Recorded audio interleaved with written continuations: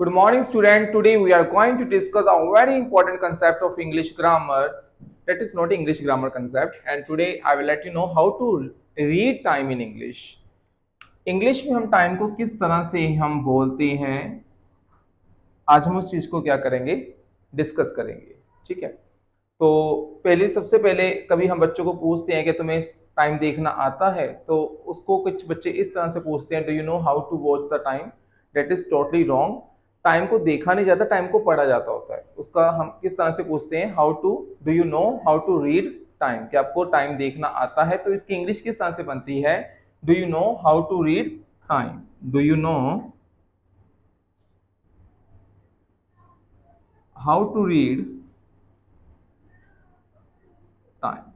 So this way से हम इसको क्या पूछते हैं, किसी से पूछना हो कि क्या आपको टाइम देखना आता है, do you know how to read time. मेरे सामने क्लॉक बना लिया है, जैसे कि इस तरह से हमारा क्लॉक है जो चलता है।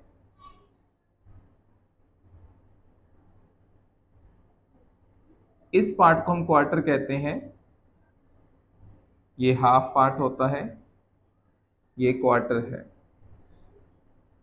ठीक है। तीन हमारे पास नीडल्स होती हैं जो इसमें चलती हैं, एक तो की मिनट की होती है, सेकंड्स की होती है, सेकंड एक आवर की होती है।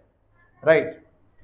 तो नॉर्मली हम ये बोलते हैं बच्चे की, मान लो 12:10 हो गए हैं, 12:10 हो गए हैं, 12:20 हो गए हैं, 12:30 हो गए हैं, 12:35 हो गए हैं। But no, this is not a right way to tell the time to someone.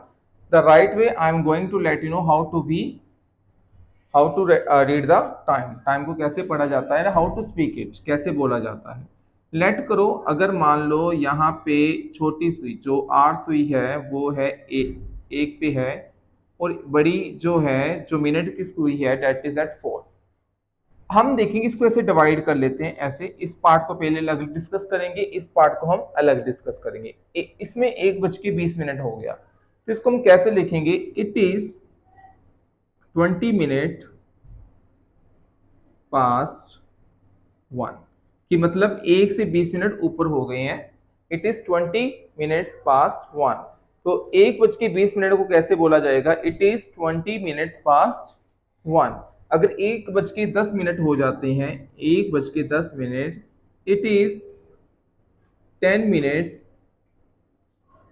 Past 1। Got it. तो हम फास्ट इस तरह से बोल देते हैं, it is 20 past 1, it is 10 past 1, it is 25 past 1। अगर यहाँ पे 1:15 जिसको हम बोलते हैं 1:15 हो जाते हैं, इसको हम बोलते हैं it is quarter past 1। Quarter past 1 का मतलब है कि 15 मिनट। क्वार्टर को हम 15 मिनट के अकॉर्डिंग देखते हैं कि 1:15 हो गए हैं, तो उसको हम कहेंगे it is quarter past 1। Got it. I hope you got this concept. हाँ, तो नेक्स्ट, अगर 1:30 बज जाता है, अगर 1:30 बज जाता है, तो इसको बोलेंगे it is half past 1, it is half past 1। इतना कंसेप्ट आपको आई होप क्लियर हो गया। आप किसी भी तरह से, जैसे 10:10 हो गए हैं, it is 10 past 10, it is quarter past 9, it is 20 past 8, तो इस तरह से इस चीज को क्या करेंगे, बोला जाएगा।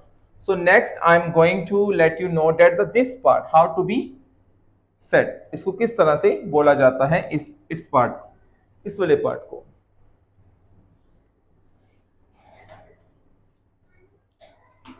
लेट आपका जो टाइमिंग है 1:40 हो गए हैं, तो इंग्लिश में जो इंग्लिश लोग इसको ऐसे नहीं बोलते हैं, इट इज 40 पास्ट 1।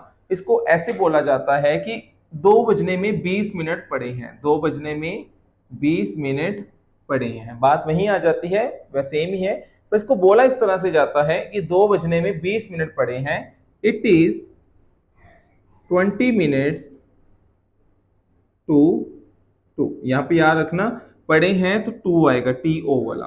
ठीक है। 2:15 पड़े हैं इन केस, तो हम लिखेंगे it is quarter to 2, it is quarter to 2। अगर मान लो 5 मिनट पड़े हैं 2 बजने में, इट इज 5 मिनट्स